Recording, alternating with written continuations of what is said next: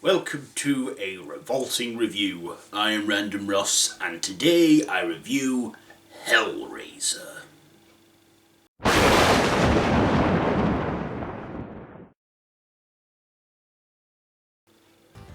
So, first of all, I hope everyone's being safe out there, staying home and staying safe, and yeah, I just hope everyone's in good health and in good spirits.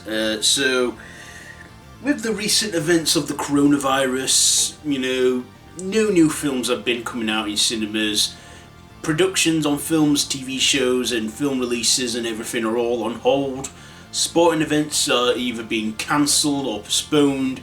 Music festivals have also been cancelled due to this terrible time we're going through with COVID-19. But there are ways to stay safe, and one of those is staying in your homes and going out if absolutely necessary. And if you can work from home, then that's convenient. But my thoughts go out to you all during this. So yeah, with no new horror films coming out like Quiet Place Part 2, etc. I thought I would do a Revolting review for this channel because I've been really lacking on them because of this. And I've been watching a lot of stuff on Disney Plus and reviewing films on there, but I thought, I need to come back to this channel and give it some attention. So today I am reviewing Hellraiser. I thought, why not revisit an 80s classic? So I've done a horror talk on these films, I've ranked them, and I've never done a proper review on any of them. So, I'll probably go through the franchise gradually, as there's nothing else to review horror-wise. So, yes, so Hellraiser. This is written and directed by Clive Barker, based on his graphic novel, The Hellbound Heart. And this is a body horror that stars, British horror as well, that stars Andrew Robinson, Claire Higgins, Ashley Lawrence, Sean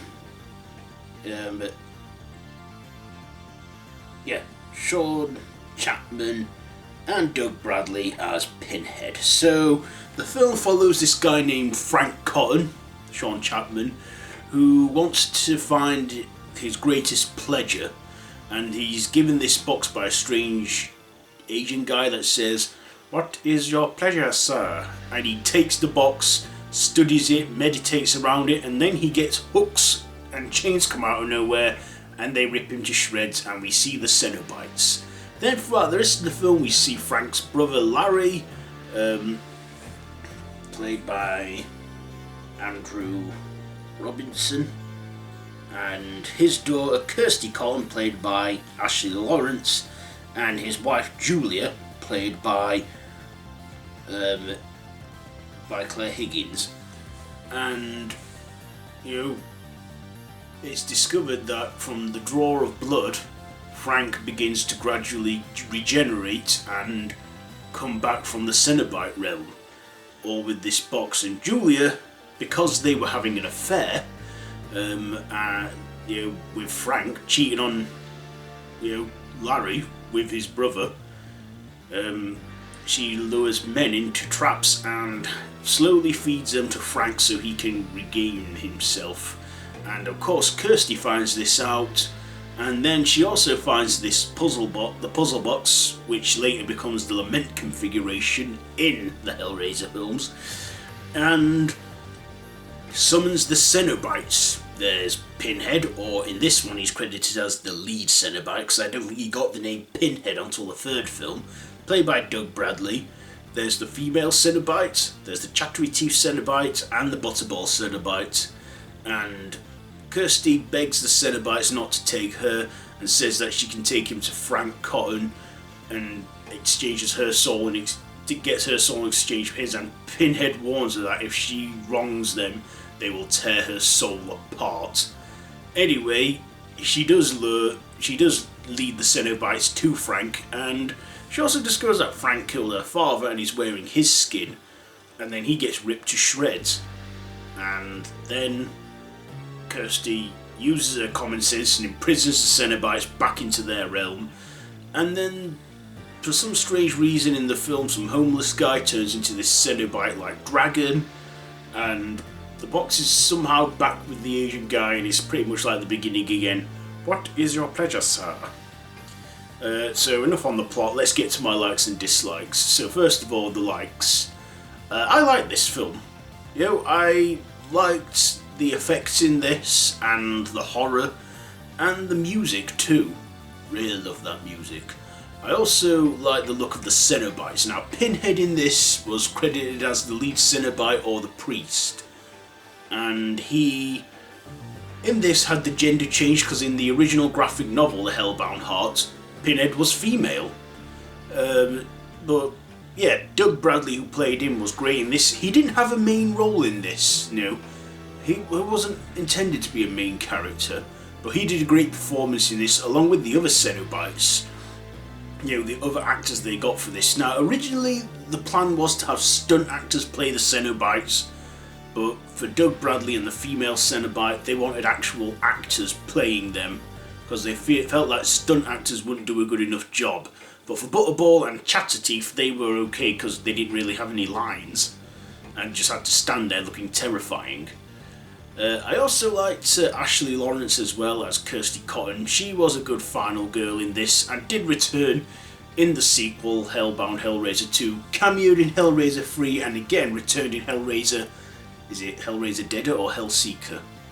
We'll get to that one, hopefully.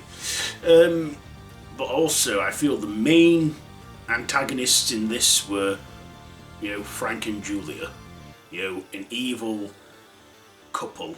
You know, and I've met those two in real life, Claire Higgins and Sean Chapman. They were really nice people. I even asked a few questions at them with Q&A at Comic-Con a couple of years back now.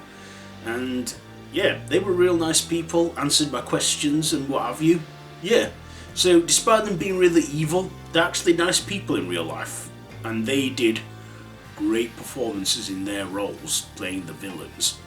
I also thought Andrew Robinson was okay as Larry Cotton. He was like, well, a side character, but still kind of needed to be there. I also thought the effects in this were great. You know, they had good effects with the chains and the hooks, and, you know, summoning the Cenobites, which were good for its time, to say, you know, for it being an 80s horror.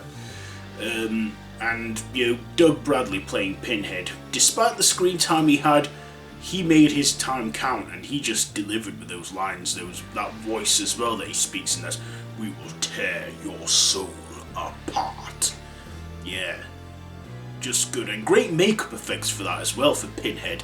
In fact, Doug Bradley, when he was at the Hellraiser rap party, everyone were like ignoring him and walking by him because it then occurred to him that no one had ever seen him without his makeup on before, and they didn't recognise him. You know, because they'd only ever seen him in his makeup on set. But, yeah, Doug Bradley was, you know, stole the show in this and was great. I just really enjoyed this film, and it is a true classic. The sequels from Hellraiser 2 and 3 were good. Hellraiser 4 was okay, but after that the franchise started to go down from there. But, you know, Hellraiser, the first film, is one of the best ones in the franchise, and I can't recommend it enough. You know, Hellraiser, you know, classic, great directing and cinematography and writing and everything from Clive Barker. Clive Barker did a great job making this one. You know, everyone knows he's a master in horror.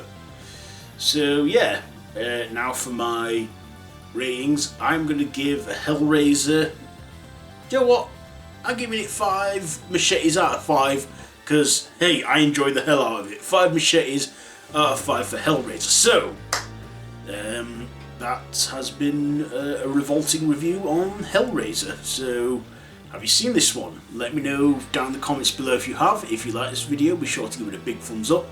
Be sure to, you know, please subscribe to my channel if you're new here and you want to see more from me.